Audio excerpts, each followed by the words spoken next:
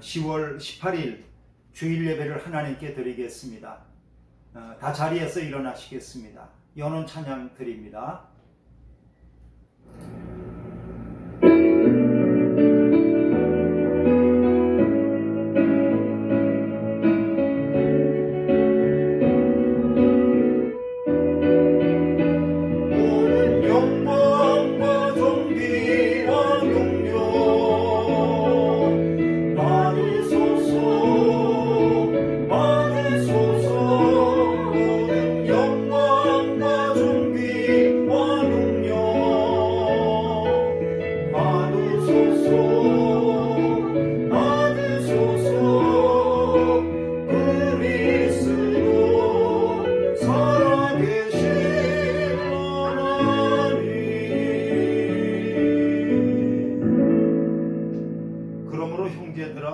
내가 하나님의 모든 자비하심으로 너희를 권하노니 너희 몸을 하나님이 기뻐하시는 거룩한 산 제사로 드리라.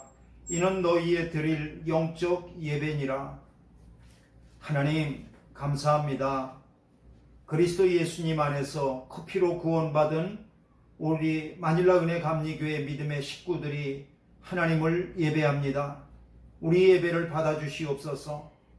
하나님을 경외하며 온 몸과 마음을 다해 살아계신 하나님을 예배하오니 하나님이 홀로 영광을 받아 주시옵소서.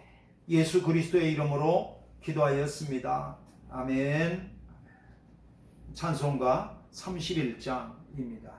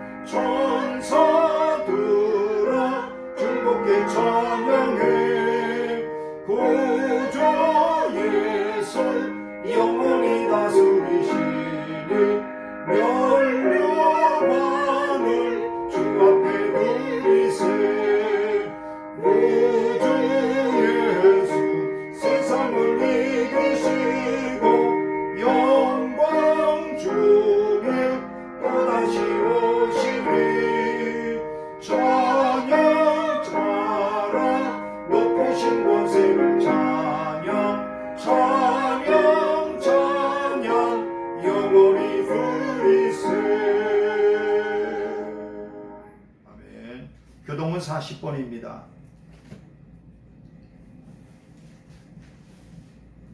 교동은 40번입니다.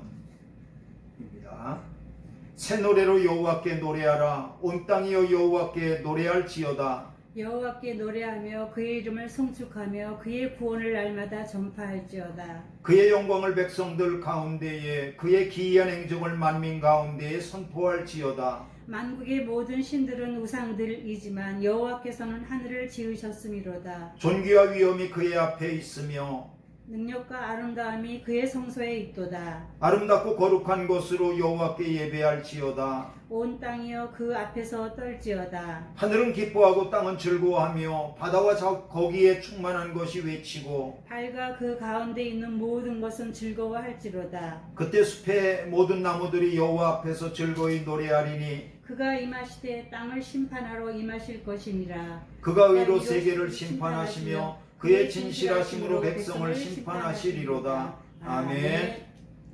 사도 신경으로 신앙을 고백하겠습니다. 전능하사 천지를 만드신 하나님 아버지를 내가 믿사오며 그 외아들 우리 주 예수 그리스도를 믿사오니 이는 성령으로 잉태하사 동정녀 마리아에게 나시고 본디오 빌라도에게 고난을 받으사 십자가에 못 박혀 죽으시고 장사한 지 사흘 만에 죽은 자 가운데에서 다시 살아나시며 하늘에 오르사 전능하신 하나님 우편에 앉아 계시다가 저리로서 산자와 죽은 자를 심판하러 오시리라. 성령을 믿사오며 거룩한 공예와 성도가 서로 교통하는 것과 죄를 사하여 주시는 것과 몸이 다시 사는 것과 영원히 사는 것을 믿사옵나이다. 아멘. 송영 1장입니다.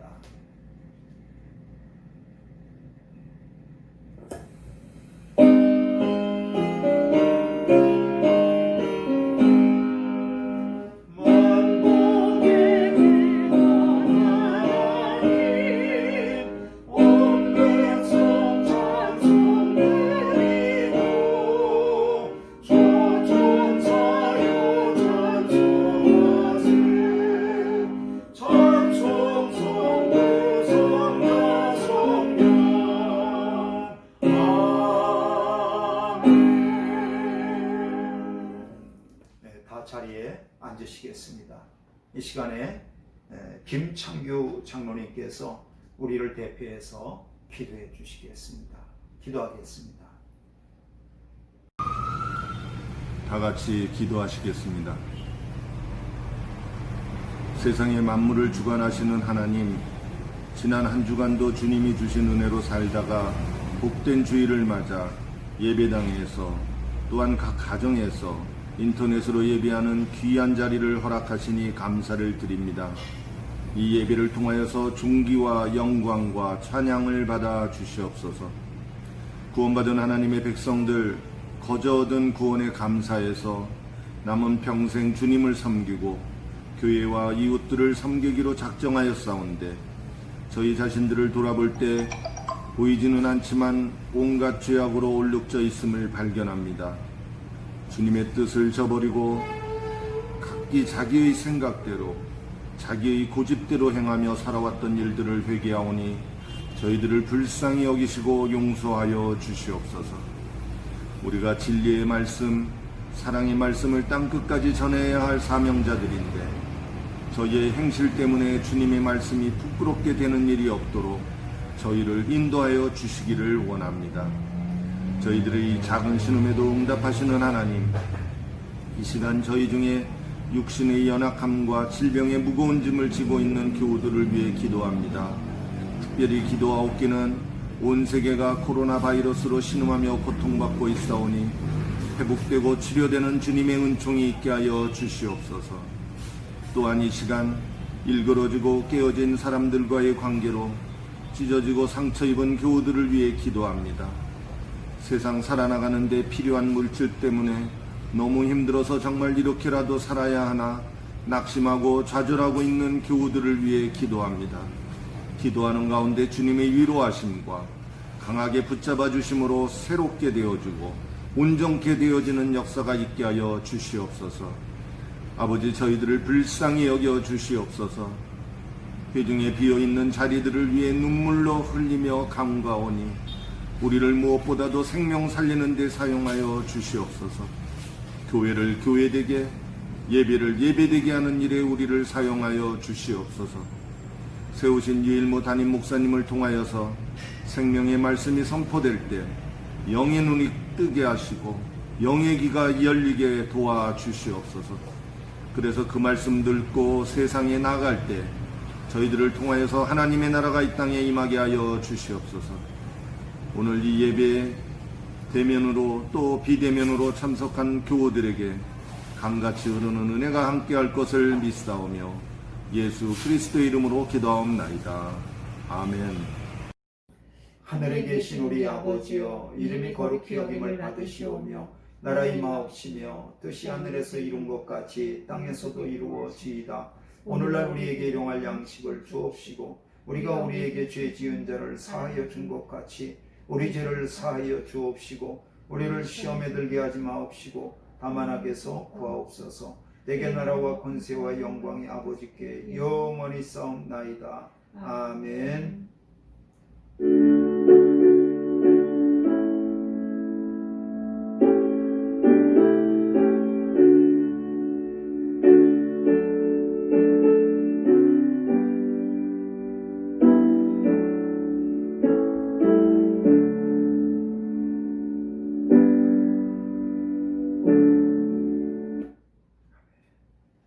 이 시간에는 하나님께 드릴 예물을 손에 붙잡고 하나님 앞에 봉헌 기도를 드리겠습니다. 기도하겠습니다. 하늘과 땅과 그 가운데 있는 모든 만물을 지으신 하나님, 지금도 하나님의 입김으로 그 모든 만물을 운행하고 계심을 믿습니다. 하나님께서 우리에게 맡겨주신 것들 중에 지극히 일부를 우리가 구별하여서 예물 삼아 하나님께 올려드렸습니다. 하나님 받아주시옵소서.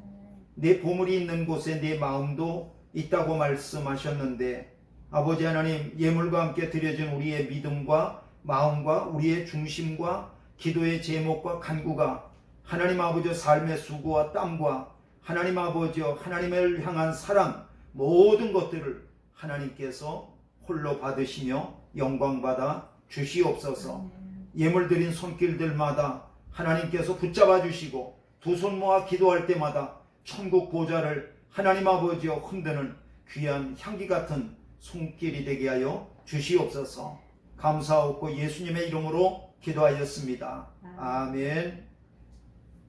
하나님의 말씀 보겠습니다. 하나님의 말씀은 출애굽기입니다. 출애굽기 33장 1절로부터 14절까지의 말씀입니다.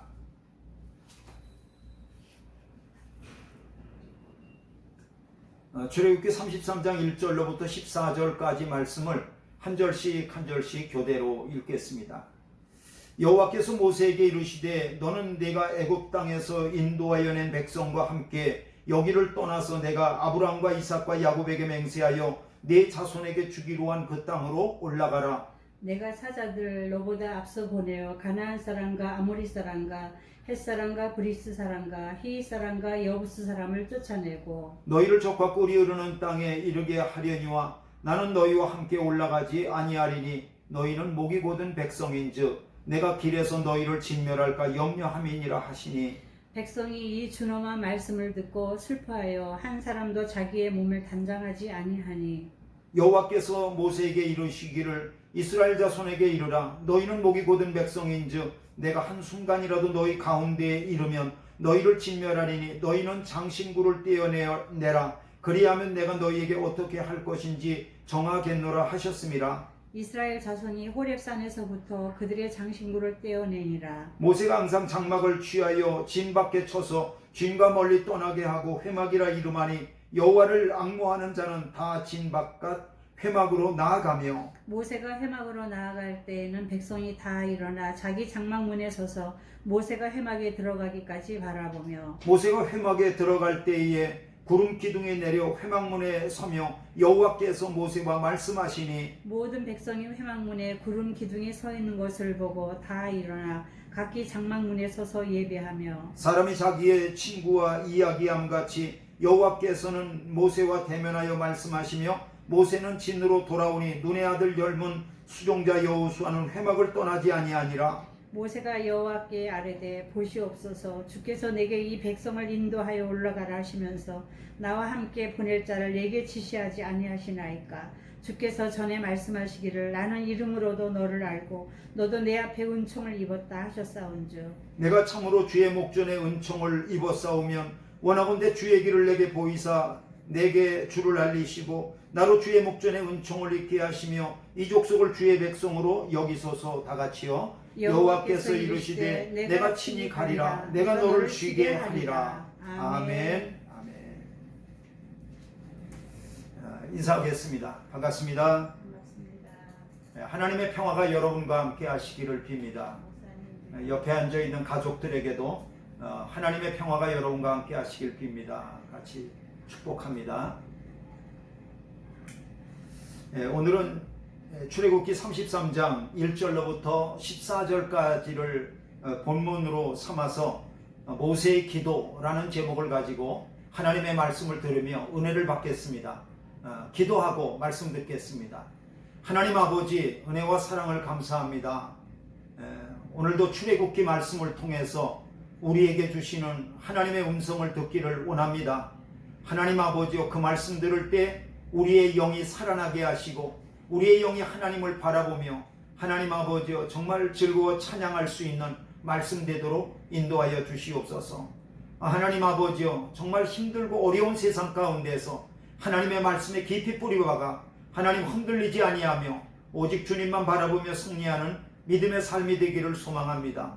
말씀 들을 때 은혜 되어지기를 소망하며 예수님의 이름으로 기도하였습니다. 아멘.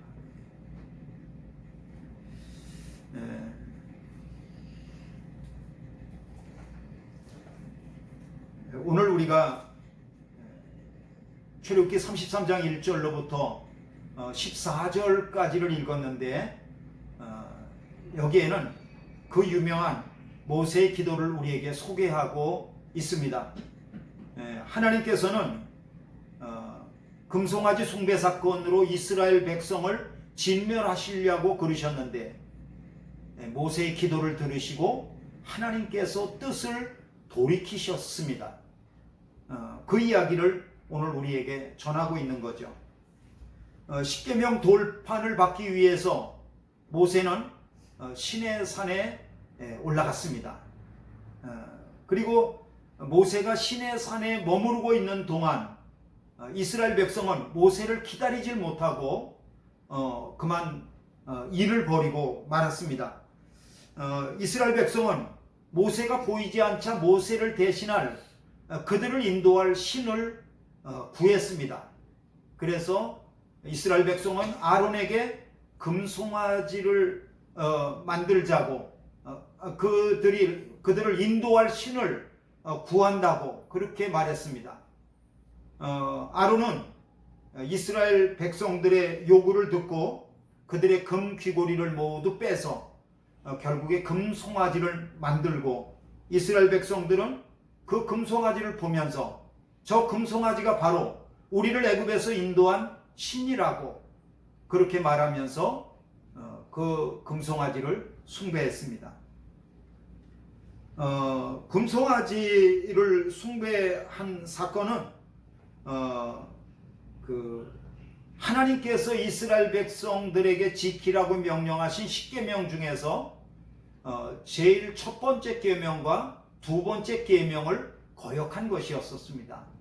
여러분, 제1계명이 뭐예요? 나 외에 다른 신을 내게 두지 말라 그러셨는데 이스라엘 백성이 하나님 외에 금송아지를 신이라고 불렀던 거죠. 제2계명이 뭐예요? 하나님께서 새긴 우상을 만들지 말고 하늘에 있는 것이나 땅에 있는 것이나 물속에 있는 것이나 그 어떤 형상도 만들지 말고 그것에게 절하지 말고 그것을 섬기지 말라. 그러나 이스라엘 백성은 금송아지를 만들고 금송아지가 바로 우리의 신이라고 금송아지 형상을 만들고 거기에 절하고 숭배하고 그렇게 했던 거죠. 하나님은 이스라엘 백성이 금송아지를 숭배한 일로 진노하셨습니다. 하나님께서 금송아지 일로 그 진노하신 그 화가 얼마나 컸었는지요. 첫 번째는 하나님은 이스라엘 백성을 더 이상 내 백성이라고 부르지 않으셨습니다. 여러분 그 출애굽기 32장 지난주에 설교했던 부분인데 7절 보면은 여호와께서 모세에게 이르시되 너는 내려가라 네가 애굽 땅에서 인도하여 낸 내 백성이 부패하였도다. 여기 무슨 백성이라고 그래요? 내 백성이 부패하였다. 여러분 하나님께서 애굽에서 고통받고 있는 이스라엘 백성을 구원하시려고 모세를 부르셨습니다. 모세를 부를 때 그 애굽에서 고통받는 이스라엘 백성을 뭐라고 소개하셨어요? 하나님이요? 내 백성 그러셨습니다. 내 백성을 구원하라. 그리고 하나님은 이스라엘 백성을 사랑하셔서 기회가 있을 때마다 이스라엘 백성을 부르실 때 내 백성이 내 백성 그렇게 내 백성이라고 사랑을 담아 말씀하셨습니다. 그런데요 오늘 금송아지 숭배 사건을 보면서 하나님께서는 모세에게 내 백성이라고 얘기하시는 거예요. 내 백성. 모세에게 내 백성이라고 하는 것은 더 이상 이스라엘 백성이 하나님의 백성이 아니며 하나님과의 관계가 끊어졌다는 것을 우리에게 보여주고 있습니다. 이것은 이스라엘 백성에게 충격이었죠. 두 번째로 하나님이 얼마나 화가 나셨냐면 이스라엘 백성을 진멸해 버리시겠대요. 여러분 그 32장 10절 보세요. 출애굽기. 그런즉 내가 하는 대로 두라. 내가 그들에게 진노하여 그들을 진멸하고 너를 큰 나라가 되게 하려. 그들을 진멸하시겠대요. 그리고 세 번째요. 무엇보다도 오늘 우리가 본문에 읽었는데요. 하나님은 더 이상 이스라엘 백성과 함께하지 않으시겠대요. 여러분 오늘 읽은 33장의 3절 보세요. 너희를 젖과 꿀이 흐르는 땅에 이르게 하려니와 나는 너희와 함께 올라가지 아니하리니 함께 올라가지 않으시겠대요. 너희는 목이 곧은 백성인즉 내가 길에서 너희를 진멸할까 염려함이니라 하시니. 하나님이 천사들을 이스라엘 백성 앞서 보내셔서 그들을 인도하여 젖과 꿀이 흐르는 땅에 인도하시기까지는 그걸 하시겠대요. 그러나 하나님은 올라가지 않으시겠대요. 하나님은 올라가지 않으시겠대요. 하나님은 이스라엘 백성과 더 이상 함께하지 않으시고 이스라엘 백성을 떠나시겠다는 거죠. 이것은 이스라엘 백성의 저주입니다. 여러분 이스라엘 백성이 광야에서 모두 40년 동안을 방황했습니다. 그런데요 여러분 이스라엘 그 광야 40년 역사상 가장 최악의 사건과 최고의 사건이 여러분 뭐라고 생각하세요? 여러분 다른 것이 아니라 바로 오늘 이스라엘 백성이 금송아지를 숭배한 사건이 최악의 사건이고 최대 사건이에요. 이스라엘 백성이 광야에서 40년을 사는 동안에 참 별일이 많았습니다. 하나님을 실망시킨 일들이 꽤 많았습니다. 어떤 때는 먹을 것이 없어서 하나님을 원망했습니다. 어떤 때는 이스라엘 백성이 마실 물이 없어서 하나님을 원망했습니다. 별일이 많았죠. 또 그 중에는 무엇보다도 그 가데스 바네아에서 정탐꾼의 그 12명 중에 10명의 부정적인 소식을 듣고 이스라엘 백성이 밤새 통곡하여 울면서 하나님을 원망하고 모세를 원망했던 적이 있습니다. 이것도 굉장히 큰 사건이죠. 가데스 바네아 사건도 왜 큰 사건이냐 하면 이 가데스 바네아 사건 때문에 이스라엘 백성이 40년을 그 광야에서 머물 수밖에 없었던 결정적인 계기가 된 거죠. 그리고요 무엇보다도 가데스 바네아 그 사건 때문에 결국에는 이스라엘 백성이 애굽에서 탈출했던 그 출애굽 1세대 있잖아요. 그 1세대가 여호수아가 갈렙만 제외하고 모두 광야에서 죽었어요. 이 가데스 바네아 사건 때문에요. 그러니까 가데스 바네아 사건은 정말 큰 사건이죠. 그러나 가데스 바네아 사건보다도 더 큰 사건, 최악의 사건이 있다면 그게 바로 금송아지 숭배 사건이에요. 왜 그렇게 보느냐 그러면요, 여러분, 가데스 바네아 사건에서 하나님이 이스라엘 백성을 전염병으로 진멸해 버리시겠다고 말씀하셨어요. 그렇긴 하지만 이스라엘 백성을 떠나겠다는 말씀은 안 하셨습니다. 이스라엘 백성과 함께하지 않겠다, 그런 말씀은 안 하셨어요. 그러나 이스라엘 백성이 금송아지를 숭배한 사건에서는 하나님이 이스라엘 백성을 진멸하겠다고도 말씀하셨지만 더 중요한 것은 이스라엘 백성을 떠나시고 함께 하시지 않겠다는 거예요. 여러분, 다른 그 어떤 것보다도 하나님께서 함께 하시지 않는다는 것보다 더 큰 저주가 어디 있어요? 그렇게 봤을 때 이스라엘 광야 40년 역사 중에서 최악의 사건, 그리고 최고의 사건은 뭐였었냐면 바로 이스라엘 백성의 금송아지 숭배 사건이라고 그렇게 이제 보는 거죠. 여러분, 하나님께서 이스라엘 백성과 더 이상 함께하지 않겠다고 말씀하셨던 것은 모세에게도 충격이었지만 이스라엘 백성들 모두에게도 큰 충격이었습니다. 그래서 어떤 충격을 받았냐면 4절 보세요. 4절 보니까 백성이 이 준엄한 말씀을 듣고 슬퍼하여 한 사람도 자기의 몸을 단장하지 아니했다. 이스라엘 백성이 하나님의 이 준엄한 말씀을 듣고 슬퍼했다는 거예요. 이 준엄한 말씀이라고 하는 뜻이 뭐냐 하면 영어 성경에 보면 evil news, 다시 말하면 이 최악의 소식을 듣고 이스라엘 백성들이 슬퍼했다는 거예요. 그러니까 하나님이 이스라엘 백성과 더 이상 함께하지 않고 이스라엘 백성을 떠나시겠다고 하는 것은 정말로 이스라엘 백성에게 최악의 소식이고 충격 그 자체였다는 것을 우리에게 말씀하고 있는 거죠. 그런데 말이죠, 우리가 본문을 이제 쭉 읽다가 보니까 맨 마지막으로 읽은 14절에 가서 보면 전혀 뜻밖의 말씀이 나오는 것을 보면서 놀랄 수밖에 없어요. 여러분, 14절 말씀을 한번 다시 읽어보시겠습니다. 14절 말씀 같이 읽어보겠어요? 사실은 오늘 14절 때문에 오늘 본문을 설교하고 있는 거예요. 여러분, 14절 같이 읽겠습니다. 시작. 여호와께서 이르시되 내가 친히 가리라. 내가 너를 쉬게 하리라. 아멘. 여러분, 하나님께서 모세와 이스라엘 백성과 함께 친히 가시겠대요. 함께 하시겠대요.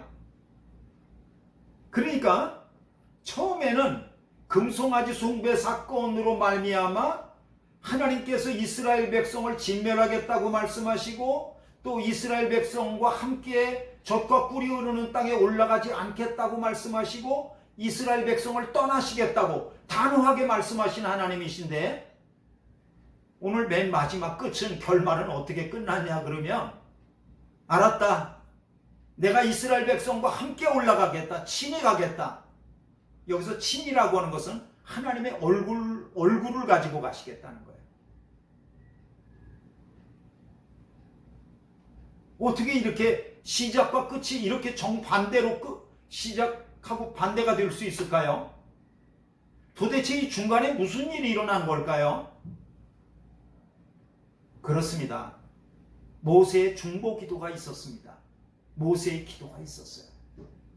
여러분, 모세의 중보 기도가 하나님의 뜻을 돌이키게 만든 거죠. 돌이키게 만든 거예요. 여러분, 모세 기도 한번 읽어보겠어요. 12절, 13절 유명한 기도이기 때문에 여러분이 모세가 기도하는 것처럼 한번 그렇게 읽어보시기를 한번 바랍니다. 12, 13절 천천히 한번 같이 읽어보겠어요. 시작. 모세가 여호와께 아뢰되 보시옵소서, 주께서 내게 이 백성을 인도하여 올라가라 하시면서 나와 함께 보낼 자를 내게 지시하지 아니하시나이다. 주께서 전에 말씀하시기를 나는 이름으로도 너를 알고 너도 내 앞에 은총을 입었다 하셨사온즉 내가 참으로 주의 목전에 은총을 입었사오면 원하건대 주의 길을 내게 보이사 내게 주를 알리시고 나로 주의 목전에 은총을 입게 하시며 이 족속을 주의 백성으로 여기소서. 그렇게 하나님 앞에 간절히 하나님이 마치 모세가 친구와 함께 이야기하듯이 회막에서 그렇게 하나님 앞에 간절히 기도했다는 거예요. 응? 여러분 모세의 기도 한번 분석해 볼까요? 이런 내용입니다. 첫째는 하나님 나 혼자서 이 백성을 인도해서 적과 꿀이 흐르는 땅에 올라가라고요? 하나님 나 못해요. 하나님 나 못해요. 그렇게 기도한 거예요. 여러분 12절이 그런 거잖아요. 주께서 내게 이 백성을 인도하여 올라가라 하시면서 나와 함께 보낼 자를 내게 지시하지 아니하신다. 나 누구도 함께 올라가라고 그렇게 하면 나 혼자 어떻게 올라가라고요? 나 하나님 없이 아무것도 못해요. 여러분 두 번째요. 내가 하나님께 은총을 입었다면 하나님의 도우심을 받게 해주세요. 모세가 이렇게 기도하는 겁니다. 여러분 13절 보세요. 내가 참으로 주의 목전에 은총을 입어 싸우면 원하건대 주의 길을 내게 보이사 내게 주를 알리시고 나로 주의 목전에 은총을 입게 하시옵소서. 그렇게 기도하지 않습니까? 그리고 세 번째요. 모세는 이렇게 기도합니다. 하나님은 이 백성이 내 백성이 아니라고 말씀하시면서 하나님과 관계가 없다고 말씀하셨는데 하나님 그러시면 안 돼요. 이 백성을 하나님 백성 삼아 주셔야 돼요. 13절 보세요. 이 족속을 주의 백성으로 여겨주세요. 여기소서. 그렇지 않습니까?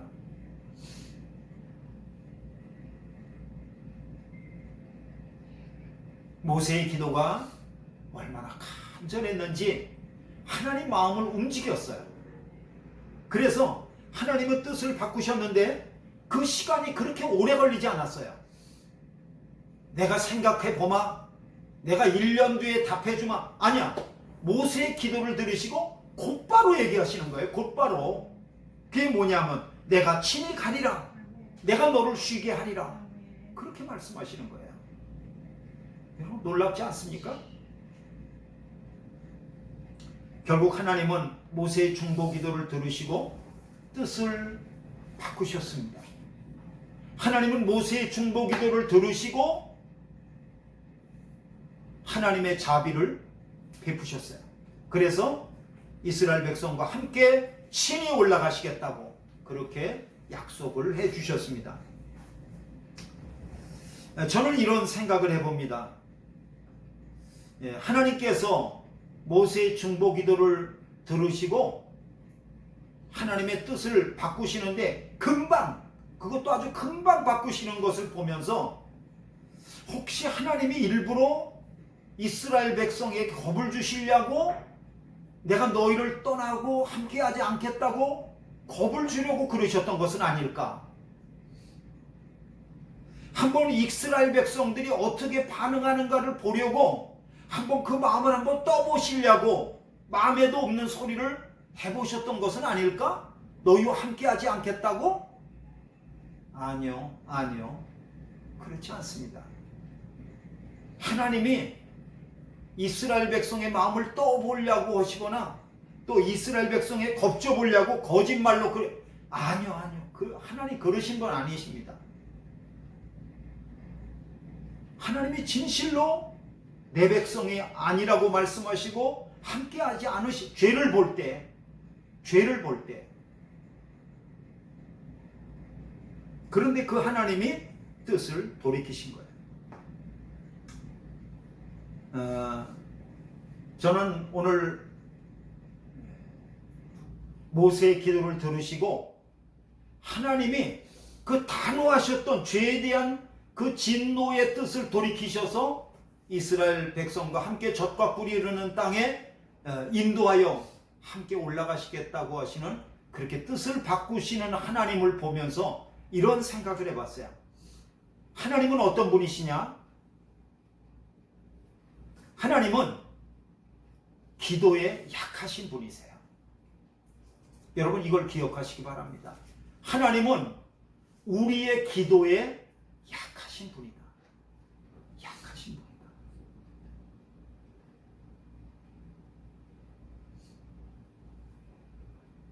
여러분 하나님은 모세에게 말씀하셨습니다. 모세야, 이 백성 더 이상 내 백성 아니야.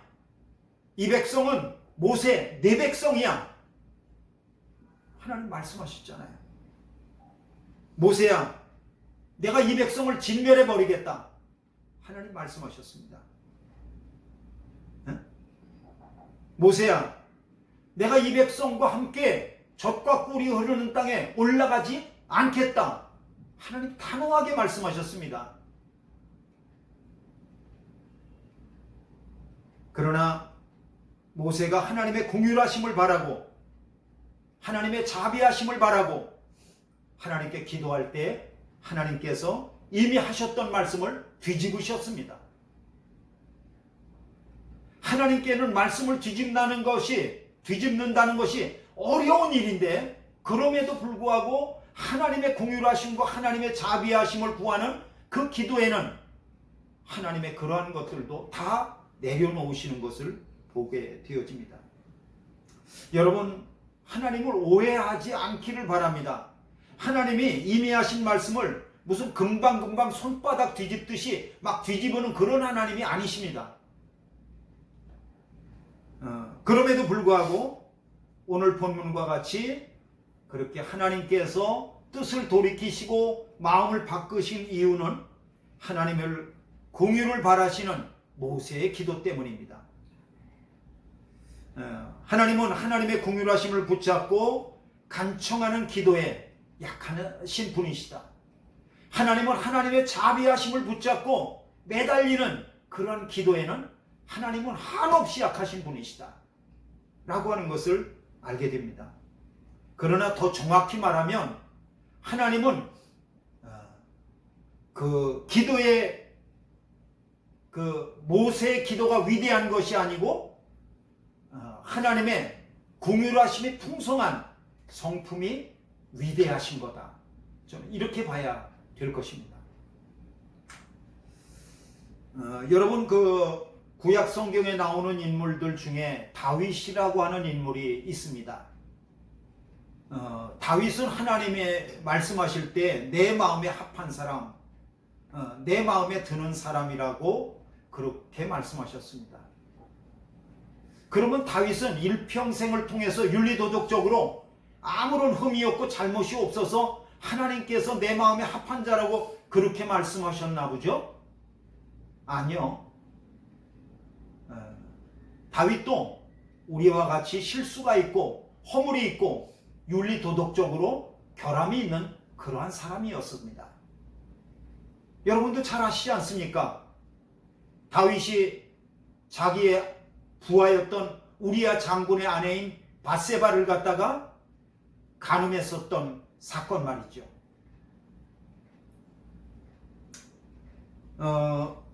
사실 이 다윗은 제5계명부터 10계명, 다시 말하면 사람과 사람 간에 지켜야 될 계명을 제5계명 내 부모를 공경하라라고 하는 그 부모 공경 계명을 제외하고 나머지 6, 7, 8, 9, 10계명 다 어겼습니다. 보세요. 여러분, 다윗은 그 6계명 살인하지 말라. 살인했잖아요. 네?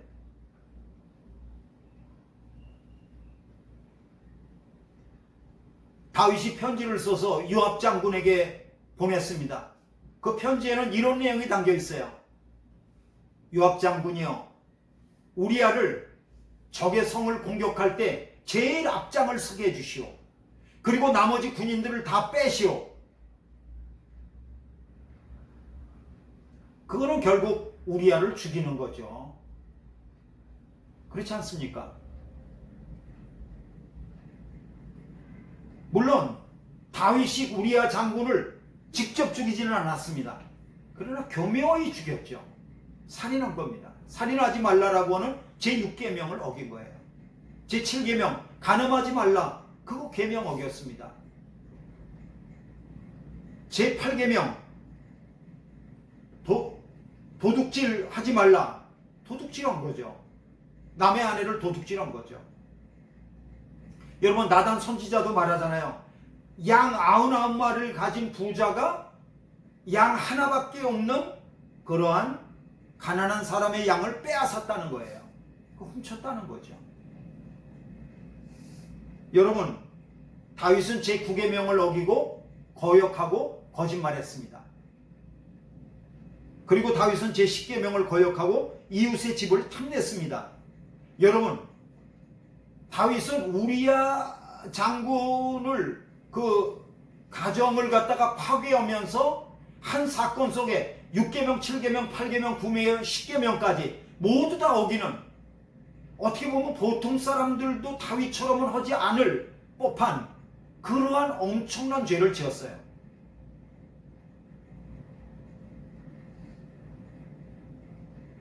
그런데 중요한 것은 하나님이 다윗을 제거하셨습니까? 아니에요. 다윗에게 내 마음에 합한 자래요. 이게 무슨 일이죠? 어떻게 이렇게 다윗이 중한 범죄를 지었는데도 불구하고 내 마음에 합한 자라고 그렇게 끝까지 말씀하실 수 있죠? 여러분, 이것을 기억하시기 바랍니다. 다윗이 범죄하고 난 뒤에 하나님 앞에 하나님의 긍휼하심과 하나님의 자비하심을 붙잡고 얼마나 그것을 의지하면서 눈물로 기도했는지 모릅니다. 여러분, 시편 51편은 다윗의 기도가 나와 있는데 밧세바를 간음한 뒤에 다윗이 했던 기도입니다. 그 기도를 읽어보면 다윗이 얼마나 하나님의 긍휼하심을 깊이 의지했는가를 거기에 잘 보여주고 있습니다. 여러분, 하나님은 우리의 죄가 아무리 크다 할지라도 하나님의 긍휼하심을 바라고 그것을 매달려 구하는 자들에게 하나님의 긍휼하심과 자비하심을 베풀어 주시는, 그리고 뜻을 돌이키시는 그러한 하나님이 바로 저와 여러분들이 섬기는 하나님이요, 다윗이 섬겼던 하나님이십니다. 여러분, 제가 이렇게 한번 바꿔볼까요? 어떤 어머니가 두 아들이 있습니다. 그런데 그 두 아들이 서로 합작을 해가지고 큰 범죄를 해서 엄마 마음을 아프게 했어요. 그래서 엄마가 그 두 아들을 불렀습니다. 어머니께서 두 아들에게 말씀하십니다. 나는 너 같은 아들들을 둔 적이 없다. 나는 너의 어미가 아니다. 너희들은 내 자식도 아니다. 이제 이 집을 떠나라. 이렇게 말씀하셨어요. 엄마가 너무 화가 나셨어.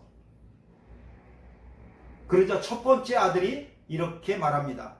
어머니, 제가 죄값을 달게 받겠습니다. 어머니께서 말씀하신 대로 이제부터 저는 어머니 아들이 아닙니다. 어머니께서 집을 나가라고 말씀하셨으니 제가 쿨하게 지금 집을 나가겠습니다. 어머니 안녕히 계십시오. 그리고 짐을 싸고서 바로 나갑니다.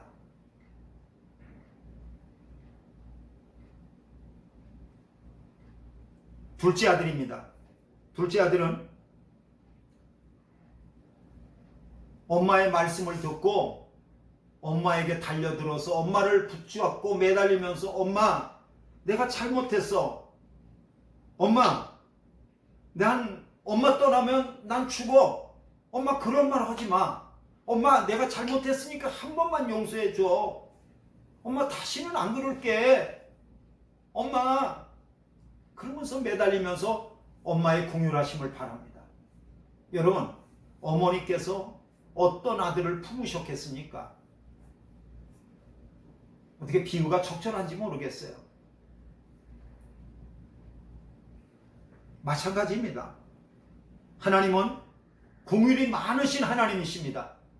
하나님은 우리의 죄가 아무리 크다 할지라도 하나님의 긍휼하심을 붙잡고 기도할 때 그를 용서해 주시고 뜻을 돌이키십니다. 말씀을 마칩니다. 하나님은 우리의 죄를 보시면 진노하시고 심판하시는 단호하신 하나님이십니다. 하지만 이것도 아시길 바랍니다. 하나님은 우리가 하나님의 긍휼하심을 바라고 하나님 앞에 간절하게 구하면서 나아갈 때 우리를 받아주시고 뜻을 돌이키시며 공의를 베풀어 주시는 하나님이십니다. 무슨 일을 만나든지 하나님의 공유하심을 의지하면서 기도하시길 바랍니다. 하나님께서 저와 여러분들을 불쌍하게 여겨주실 것입니다. 모쪼록 이런 하나님의 은혜를 입으시기를 주님의 이름으로 축원합니다. 기도하겠습니다. 하나님 아버지, 하나님의 공유하신 성품을 의지하며 날마다 믿음으로 주님 앞에 나아가고 기도하는 그런 하나님의 백성 되게 하여 주시옵소서. 예수님의 이름으로 기도하였습니다. 아멘.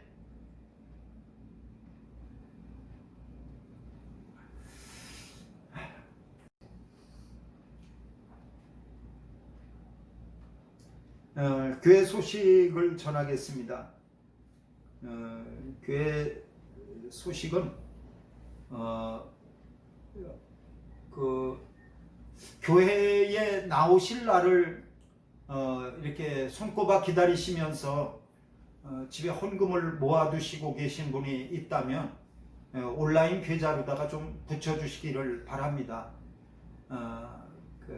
이렇게 한 주, 두 주를 지나면서 계좌번호를 가르쳐 달라고 그러시는 분들이 있으신데 매주 마닐라 은혜교회 단톡방에다가 거기 마닐라 은혜교회에 교회 비디오 뱅크 계좌를 보내드리고 있으니까 그쪽으로 이렇게 해주시면 좋겠습니다. 그리고 이번 주서부터 여러분들에게 10월 그리고 11월까지 첫 주까지 여러분 전화 신방 하도록 그렇게 하겠습니다. 대면 신방이 어렵기 때문에 여러분들에게 전화로 신방하는데 보이스톡으로다가 이렇게 페이스톡으로 하실 수 있는 분들은 그렇게 하시고 또 이렇게 전화로만 하실 분들은 또 전화만 하시고 여러분들에게 자세한 안내사항을 전해드리도록 그렇게 하겠습니다. 다 자리에서 일어나시겠습니다. 자리에서 일어나셔서 찬송가 546장입니다. 435장입니다. 435장 찬송 부르시겠습니다.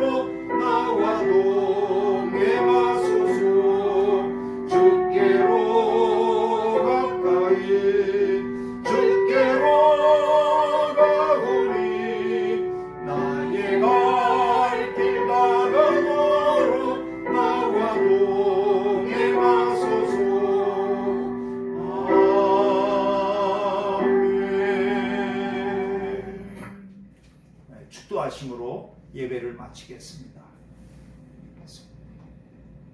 날마다 새롭게 하시는 우리 주 예수 그리스도의 은혜와 악한 마귀 권세를 이기게 하시는 하나님의 놀라우신 사랑하심과 성령님의 감화감동하시는 은총이 오늘도 아니 앞으로 하나님의 공유하심과 자비하심을 의지하며 늘 하나님 앞에 나아가 기도하기를 소망하는 모든 성도들의 심령 위에, 가정 위에, 기업 위에 영원토록 함께 하시기를 간절히 축원하옵나이다. 아멘.